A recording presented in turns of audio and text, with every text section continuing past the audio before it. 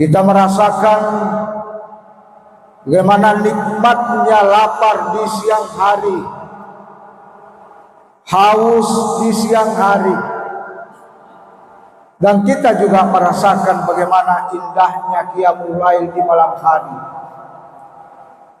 Kita menyadari bahwa sesungguhnya di siang hari perut kita terlilit akibat kelaparan dan tenggorokan kita terganggu akibat kehausan. Tetapi semuanya itu kita lakukan dengan penuh keikhlasan, mengharap ridho Allah Subhanahu wa ta'ala. Kita bersyukur bisa berada pada bulan suci Ramadan ini, karena dalam siklus 1 tahun itu ada yang namanya Ramadan, dan Ramadan itulah memberikan harapan terbesar kepada kita semua untuk meningkatkan spiritualitas keimanan kita kepada Allah Subhanahu wa ta'ala. Apalah jadinya jikalau dalam siklus 1 tahun itu tidak ada namanya 1 bulan yang namanya bulan Ramadan itu. Mungkin kita menjadi makhluk yang terhina maupun makhluk yang terburuk di muka bumi ini.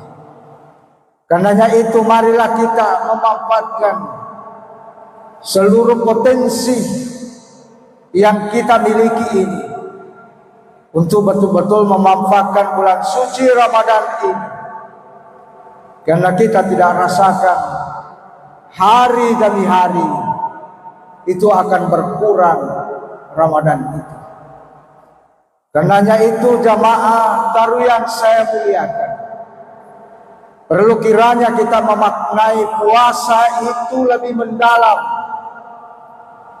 agar puasa kita sepenuhnya nilai pahala itu semuanya kita dapatkan, tak ada pun satu yang tergores akibat perilaku kita atau tindakan kita. Maka salah satu hal yang membuat berkurang nilai puasa kita itu ialah ketika kita tidak mampu menjaga lisan kita. Biasanya ketika kita selesai menegakkan sholat, kita singgah sejenak, kita berdialog, kita berkumpul. Tetapi mungkin di dalam perkumpulan itu kita tidak sadari bahwa sesungguhnya kita menceritakan kejelekan orang lain, dan mungkin kita memfitnah orang lain. Karenanya itu lisan perlu dijaga agar tidak ada seseorang yang tersakiti akibat lisan kita. Patut kita pahami bahwa di dalam organ tubuh kita ini ada elemen yang namanya lidah. Lidah yang Allah berikan kepada kita ini kita gunakan untuk bercakap-cakap, kita gunakan untuk berkomunikasi, kita gunakan untuk menyampaikan pesan kepada orang lain. Oleh karena lidah itu teraktualisasi dalam bentuk lisan, maka perlu kita menjaganya dengan hati-hati. Kita pahami bersama bahwa lidah itu tidak bertulang, tidak seperti masjid Universitas Islam Makassar yang beda ini memiliki penyangga kolom-kolom yang di dalamnya ada beton dan diisi dengan tulangan, sehingga mampu menopang atap yang begitu berat karena memiliki tulang. Akan tetapi lidah yang kita miliki ini sama sekali tidak memiliki tulang. Karenanya itu mudah melepaskan kata-kata, mudah menyampaikan sesuatu. Kadangkala juga keseleo kita di dalam berbahasa.